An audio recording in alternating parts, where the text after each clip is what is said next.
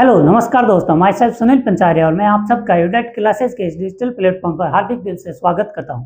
तो दोस्तों, हम हमारी इस मुहिम को और आगे बढ़ा रहे हैं और आज का हमारा जो टॉपिक रखा गया है वो है संघीय व्यवस्था यानी फेडरल स्ट्रक्चर।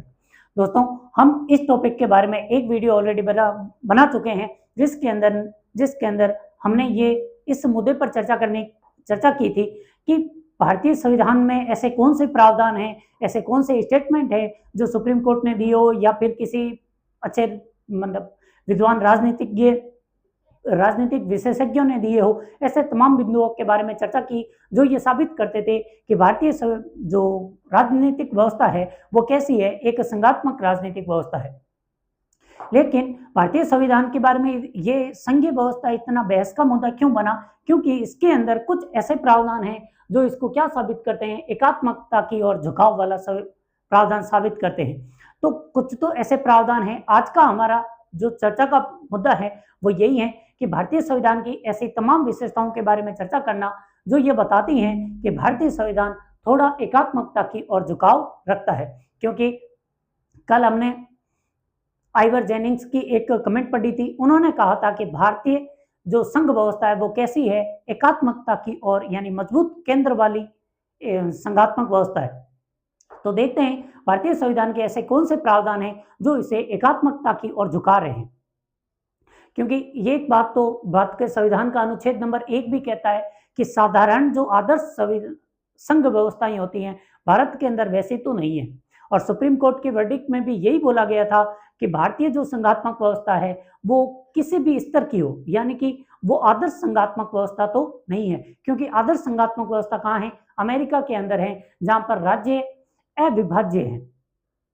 यानी कि अमेरिका के अंदर प्रावधान है कि अविभाज्य राज्यों का अविभाज्य संघ, यानी कि ना तो राज्यों को विभाजित किया जा सकता है, जैसे हमारे यहाँ है आंध्रा को तोड़कर तेलंगाना और आंध्रा 2 बना दिए थे, वैसे हमारे यहाँ जो प्रावधान है, क्या अमेरिका के राष्ट्रपति को ऐसी कोई शक्ति मिली हुई है, यानी अमेरिका के जो संसद है उसको शक्ति मिली है? तो जवाब होगा नहीं, क्योंकि अमेरिका अविभाज्य राज्यों का अविभाज्य संघ है। दूसरी तरफ भारत है, भारत विभाज्य राज्यों का अविभाज्य संघ है। यानी कि भारत को तो नहीं तोड़ा जा सकता, लेकिन भारत के राज्यों को कभी राज्य बनाया जा सकता है। तो जिंदा एक हंसते खेलते राज्य को यूटीज में भी बदला जा सकता है और यूटीज वाले क्षेत्रों को राज्यों में भी बदला जा सकता है। भारत का है तो कुछ भी संभव है, वो वाली बात भारत के राज्यों पर लागू होती है। तो आज का हमारा इस मुद्दे को आगे बढ़ाते हैं, जिसका हमारा टॉपिक रहा है एकात्मकता की ओर झुकाव। यानी कि भारतीय संविधान के उन तमाम बिंदुओं पर हम चर्चा करेंगे जो दिखाते हैं कि भारत का संविधान कैसा है, यानी भारतीय व्यवस्था कैसी है, एकात्मकता की ओर झुकाव वाली है। इससे हम किस तरीके से अपने एग्जाम में क्वेश्चन कर पाएंगे। हमारे एग्जाम के अंदर जब क्वेश्चन आएगा उसके अंदर जो ऑप्शन लिखे हुए होंगे उनके अंदर से हमें पहचानना होगा कि संघीय व्यवस्था वाले कौन से हैं, एकात्मकता वाले कौन से हैं। जो कल हमने पढ़े थे वो तमाम बता रहे थे, स्पष्ट प्रमाण थे किस चीज के, कि भारतीय संघीय व्यवस्था संघात्मक है। आज जो हम पढ़ेंगे वो स्पष्ट प्रमाण है जो दिखाएंगे कि भारत के अंदर केंद्र थोड़ा ज्यादा मजबूत है। किस तरीके से है, आइए चर्चा करते हैं। उसमें पहला जो बिंदु है जो बताता है, प्रमाण है, वो है अनुच्छेद नंबर 3। अनुच्छेद 3 क्या कहता है कि केंद्र यानी कि राज्य संसद राज्यों के सीमा में, नाम में और क्षेत्र में परिवर्तन कर सकता है। यह उपस्थित राज्यों की बात हो रही है। जैसे कि वर्तमान में राजस्थान एक राज्य है, उपस्थित है, तो इसकी केंद्र चाहे तो उसकी सीमा में परिवर्तन कर सकता है, यानी गुजरात का कुछ क्षेत्र राजस्थान को दे सकता है या राजस्थान का कुछ क्षेत्र गुजरात को दे सकता है। सीमा में परिवर्तन कर सकता है, राजस्थान का नाम राजस्थान भी कर सकता है, कुछ भी कर सकता है। केंद्र इतना पावरफुल है। और क्षेत्रफल में सीमा यानी क्षेत्रफल बढ़ा भी सकता है और घटा भी सकता है। ये तमाम शक्ति दी गई अनुच्छेद नंबर 3 से संसद को। दूसरी चीज अनुच्छेद 3 की, अनुच्छेद 3 के तहत अगर संसद कोई परिवर्तन करता है तो वो भी एक प्रकार का संविधान संशोधन है। क्लियर कर लेना, वो एक प्रकार का संविधान संशोधन है, लेकिन वो अनुच्छेद 368 के तहत नहीं होता है। ये फर्क है। यानी कि ये भी संविधान संशोधन से ही होगा। संविधान संशोधन का मतलब है कि एक अधिनियम ही पारित होगा, उसमें भी संयुक्त बैठक जैसे प्रावधान लागू नहीं होंगे। जैसे जम्मू कश्मीर वाले मामले में हुआ था, वहां भी संविधान संशोधन ही हुआ था, लेकिन वो अनुच्छेद 368 के तहत नहीं था। क्यों नहीं था? संविधान संशोधन कैसे कह सकते हैं? क्योंकि जम्मू कश्मीर जब राज्य था तो उससे रिलेटेड संविधान के अंदर कुछ प्रावधान तो थे, और 2019 में जब इसको हटाया गया था, 370 को हटाया गया था, तो वो अधिनियम संविधान संशोधन 368 के तहत नहीं हुआ था।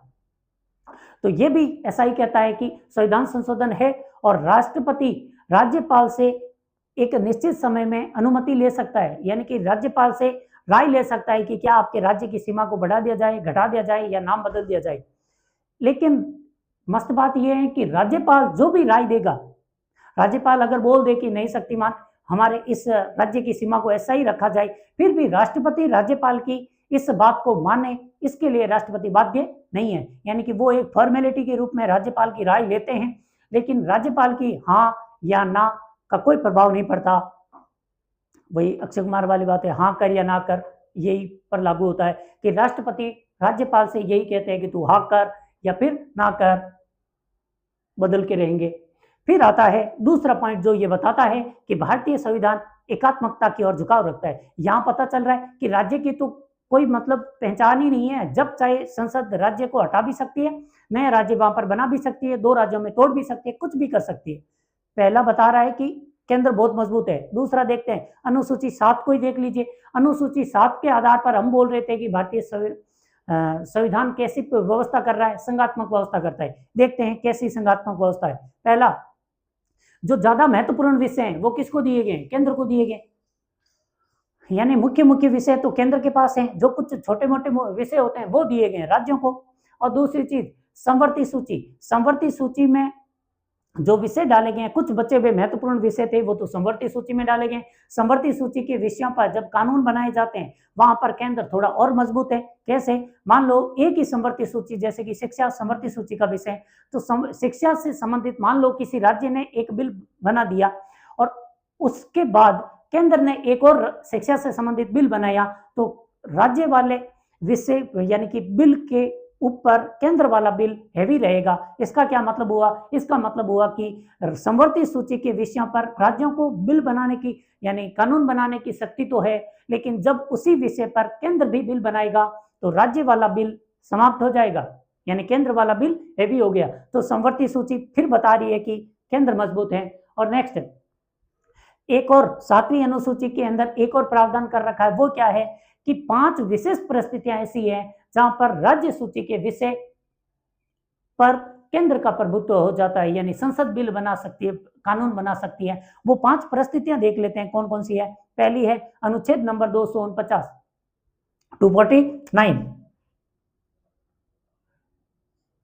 अनुच्छेद नंबर 249 क्या कहता है कि राज्यसभा अपने 2/3 बहुमत से यदि किसी राज्य सूची के विषय को राष्ट्रीय महत्व का मान ले तो उस विषय पर कानून बनाने की शक्ति संसद को मिल जाएगी।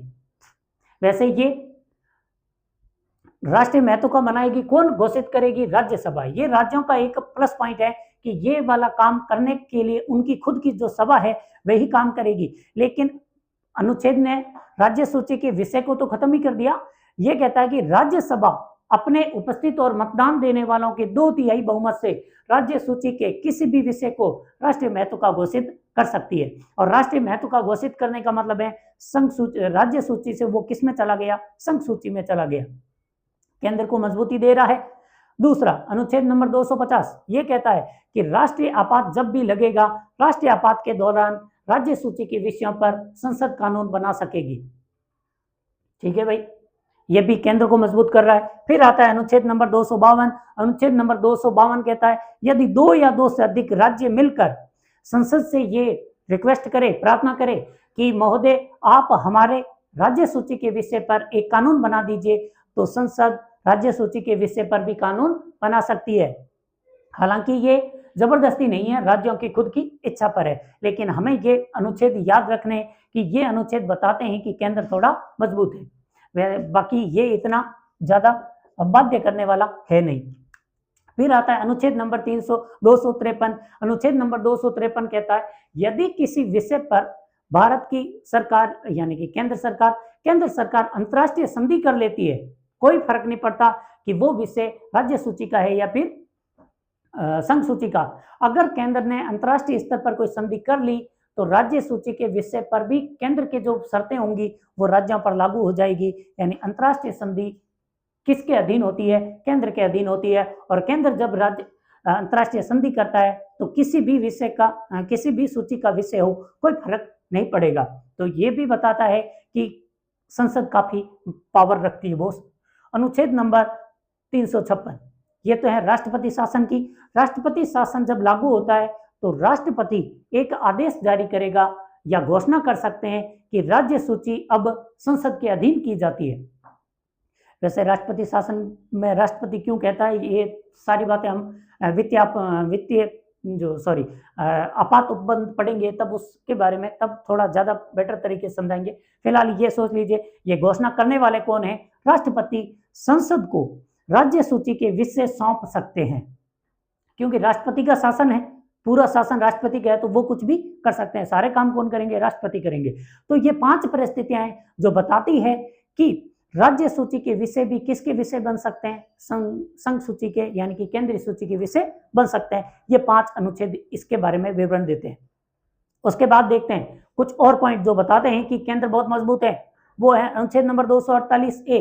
248 के अंदर ए जोड़ा गया, जिसके अंदर लिखे हुए अवशिष्ट विषय, यानी कि एक संघ सूची थी, एक समवर्ती सूची थी, एक राज्य सूची थी, और इनके अलावा जो वर्तमान के आधुनिक विषय होते हैं, जो नए नए विषय ऐड होते हैं, जैसे कि वर्तमान में साइबर वाले जितने भी विषय ऐड हुए हैं, इंटरनेट भी नया है, ये भी नया ऐड हुआ है, इलेक्ट्रॉनिक चीजें, ई एजुकेशन वगैरह, ये तमाम चीजें जो नई ऐड हो रही हैं, इन विषयों को किस में रखा गया है? अवशिष्ट विषय माना गया है। और अवशिष्ट विषय किसके अधीन है?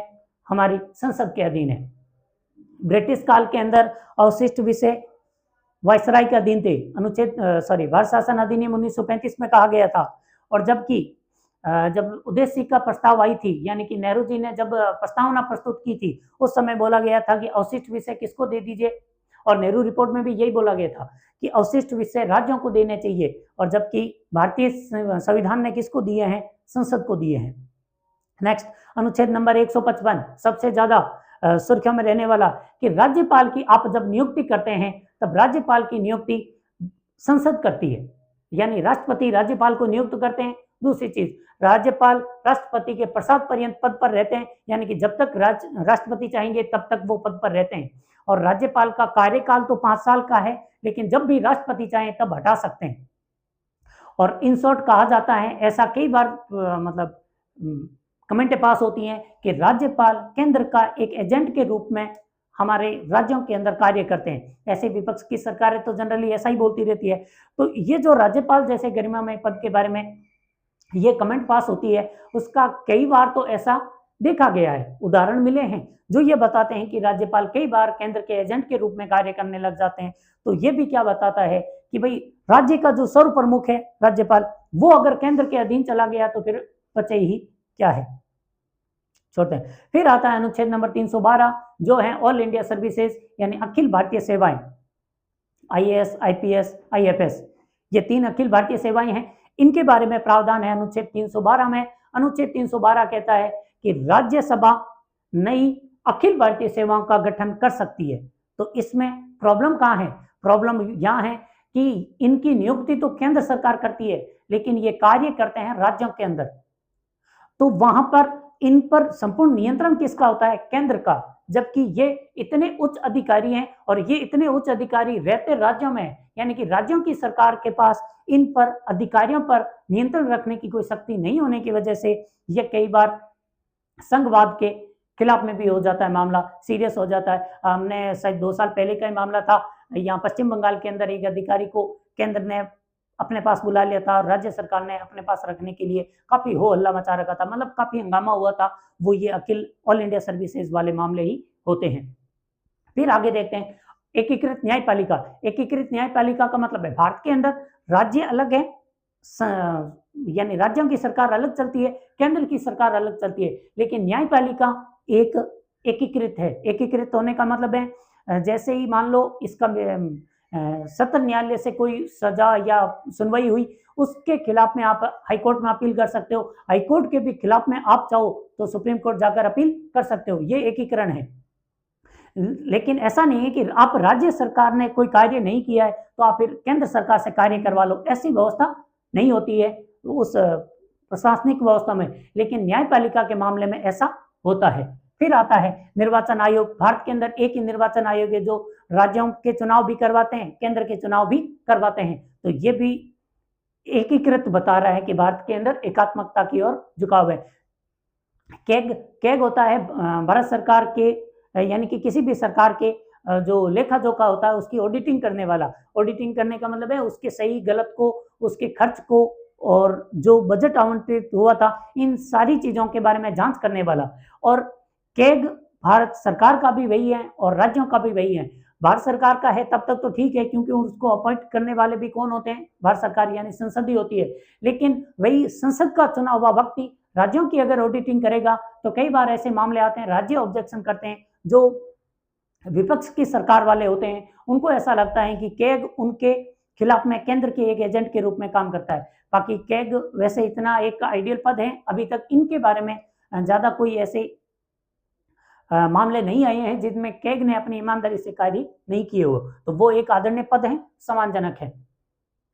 फिर आता है अनुच्छेद 365। अनुच्छेद 365 कहता है कि अगर अनुच्छेद 256 और अनुच्छेद 257 जो कि रेलवे और संचार के साधन केंद्र सूची के विषय हैं, रेलवे और संचार के साधनों की व्यवस्था केंद्र सरकार करती है, तब जिस राज्य के अंदर केंद्र ने कोई रेलवे की पटरी बिछा रखी है उसका ध्यान रखना, रख रखाव करने का दायित्व किसका होता है, राज्यों का। और इसके लिए केंद्र सरकार राज्यों को गाइडलाइन जारी करती है। अब अगर किसी राज्य के अंदर केंद्र सरकार की गाइडलाइन का पालन नहीं होता है तब केंद्र वहां पर संवैधानिक तंत्र की विफलता मानते हुए अनुच्छेद 256 के तहत राष्ट्रपति शासन लागू कर सकता है। तो ये क्या बताता है कि भाई थोड़ी सी रेलवे पटरी पर ज्यादा वो हड़ताल विरोध वगैरह कुछ हुआ और वहां पर मान लो किसी ने उड़ा दी, रेल पटरी उड़ा दी, तो यहाँ पर केंद्र उस राज्य के अंदर संवैधानिक तंत्र की विफलता मानेगा और अनुच्छेद 356 के तहत राष्ट्रपति शासन लगा देगा। तो ये भी बताता है कि केंद्र काफी मजबूत है। तो ये सारे फैक्ट जो पॉइंट है वो बताते हैं कि भारत के अंदर एकात्मकता की ओर झुकाव वाला संघीय व्यवस्था है। अब ओवरऑल निष्कर्ष क्या है? तो कुछ लोग मानते हैं कि भारत के अंदर संघीय व्यवस्था है, कुछ लोग मानते हैं भारत के अंदर एकीकरण की व्यवस्था है, और भारत के जो जितने भी ये एकात्मकता की ओर झुकाव वाले प्रावधान है उनमें से अधिकांश हमने कहां से लिए? कनाडा से लिए। कनाडा में भी संघात्मक व्यवस्था तो है लेकिन कैसी? केंद्र की ओर झुकाव वाली। अब अगर हमें डिस्क्रिप्टिव में कुछ लिखना हो, लिखित में कुछ देना हो, तब हम क्या करेंगे, क्या कहेंगे? इसका निष्कर्ष क्या बताना होता है? इसका निष्कर्ष ये होता है कि भारत के अंदर सुप्रीम कोर्ट वाली वर्डिक्ट क्लियर रखनी है कि भारत के अंदर स्तर चाहे कोई भी हो, भारत के अंदर संघ व्यवस्था है और संघ व्यवस्था भारतीय संविधान का बुनियादी ढांचा भी है। हालांकि कुछ प्रावधान ऐसे हैं जो संघीय व्यवस्था पर थोड़ी केंद्र को मजबूती दिखाते हैं, जो कि इतने बड़े विविधता और इतने बड़े क्षेत्रफल वाले देश के एकीकरण के लिए आवश्यक होते हैं। अतः हम कह सकते हैं भारत के अंदर एक सुई जेनेरिस प्रकार की संघात्मक व्यवस्था है। सुई जेनेरिस का मतलब होता है, सुई मतलब अपने के लिए, जेनेरिस का मतलब उत्पन्न होने के लिए, यानी कि सुई जेनेरिस का मतलब भारत में जो संघीय व्यवस्था है वो अपने आप ही एक स्पेशल प्रकार की संघात्मक व्यवस्था है। लेकिन है कैसी? संघात्मक व्यवस्था। तो ये भारतीय संघीय व्यवस्था के बारे में थोड़ी चर्चाएं थी जो हमने की है, और मैंने प्रयास किया है कि इसके अंदर आपके तमाम बिंदुओं को ध्यान में लाया जाए और उस तरीके से समझने की कोशिश की है जिससे कि हम एग्जाम के अंदर इन टॉपिकों से रिलेटेड जो भी मुद्दे मिले, जो भी अंडरस्टैंडिंग वाली लाइनें मिले, उनको हम बेटर तरीके से समझकर इनको सॉल्व कर सके। मिलते हैं, धन्यवाद।